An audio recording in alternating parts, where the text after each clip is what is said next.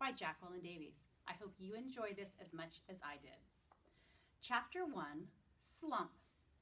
Slump, noun, a drop in the activity of a business or the economy. Evan lay on his back in the dark, throwing the baseball up in a straight line and catching it in his bare hands. Thwap, thwap. The ball made a satisfying sound as it slapped his palm. His legs flopped in a V, his arms stretched up to the ceiling, and the thought that if he missed it he'd probably break his nose made the game just interesting enough to keep going. On the floor above he heard footsteps, his mother's, and then a long, loud, scraping, groaning sound. He stopped throwing the ball to listen. His mother was dragging something heavy across the kitchen floor, probably the broken air conditioner. A week ago, right at the beginning of the heat wave, the air conditioner in his mother's attic office had broken. The man from Sears had installed a brand new one, but left the old one sitting right in the middle of the kitchen floor. The Treskys had been walking around it all week. Scrape. Evan stood up. His mom was strong, but this was a two-person job. Hopefully she wouldn't ask him why he was hiding in the dark basement, and hopefully Jessie wouldn't be in the kitchen at all. He'd been avoiding her for 2 days now, and it was getting harder by the minute. The house just wasn't that big. Evan had his hand on the railing when the scraping noise stopped. He heard footsteps fading to silence. She'd given up. Probably the heat, he thought. It was that kind of weather. Giving up kind of weather. He went back to lying on the floor. Thwap, thwap.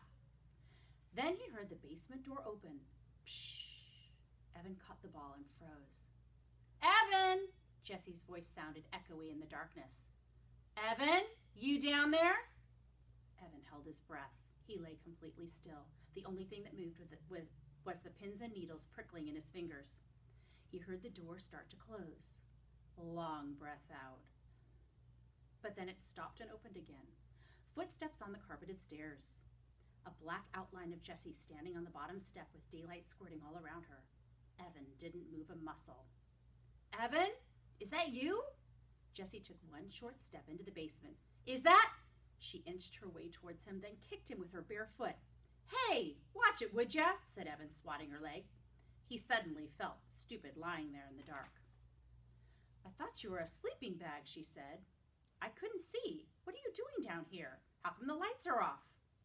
It's too hot with the lights on, he said. He talked in a flat voice, trying to sound like the most boring person on the whole planet. If he kept it up, Jessie might just leave him alone.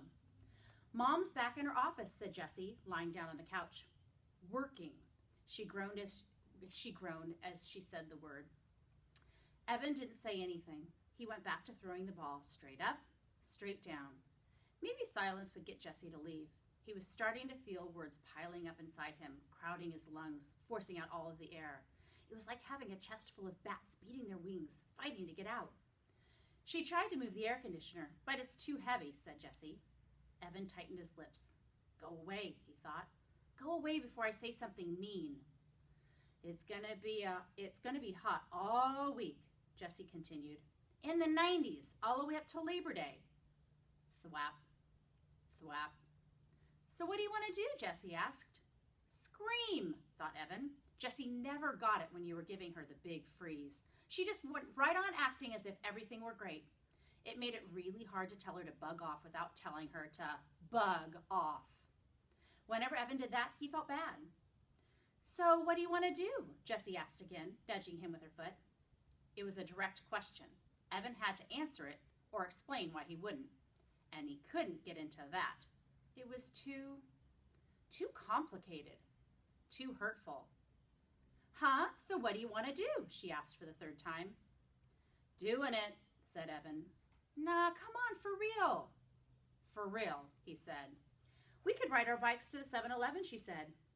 No money, he said. You just got $10 from Grandma for your birthday. Spend it, said Evan. On what? Stuff, Evan said. Well, Jessie's voice dribbled down to nothing. Evan stopped throwing the ball and looked at her. What? Jessie pulled her legs tight to her chest. Nothing, she said. Right, said Evan. He knew that Jessie had money. Jessie always had money squirreled away in her lockbox. But that didn't mean she was going to share it. Evan went back to throwing the baseball. He felt a tiny flame of anger shoot up and lick his face. Thwap, thwap. We could build a fort in the woods, said Jessie. Too hot. We could play Stratego. Too boring. We could build a track and race marbles. Too stupid. A thin spiderweb of sweat draped over his forehead, spreading into his hair. With every throw, he told himself, it's not her fault. But he could feel his anger growing. He started popping his elbow to put a little more juice on the ball. It was flying a good 4 feet into the air every time. Straight up, straight down. Pop, thwap, pop, thwap. The bats in his chest were going nuts. What's the matter with you? Asked Jessie. You've been so weird the last couple of days. Aw, man, here they come.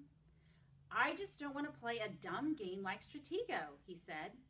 You like Stratego. I only picked that because it's your favorite game. I was being nice, in case you hadn't noticed.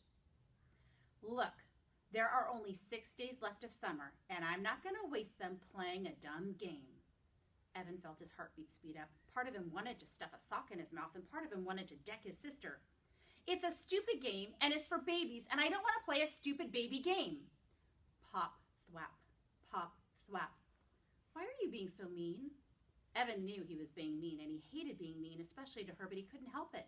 He was so angry and so humiliated and so full of bats, there was nothing else he could be, except alone. She'd even taken that away from him.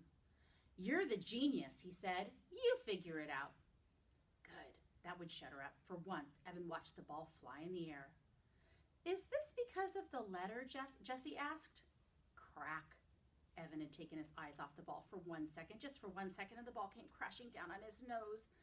Crud! Oh, crud! He curled over onto his side, grabbing his nose with both hands. There was a blinding, blooming pain right behind his eyes that was quickly spreading to the outer edges of his skull. Do you want some ice? She heard Jessie ask in a calm voice. What do you think? He shouted. Yeah, she stood up. No, I don't want any stupid ice. The pain was starting to go away like a humongous wave that crashes with a lot of noise and spray, but then slowly fizzled away into nothing. Evan rolled into sitting position and took his hands away from his nose.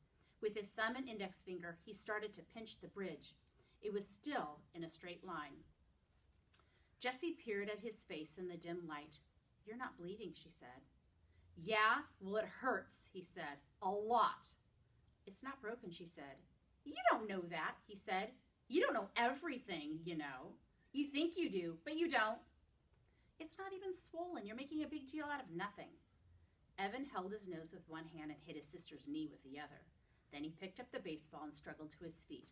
Leave me alone. I came down here to get away from you, and you just had to follow. You ruined everything. You ruined my summer, and now you're going to ruin school. I hate you. When he got to the bottom of the steps, he threw the baseball down in disgust.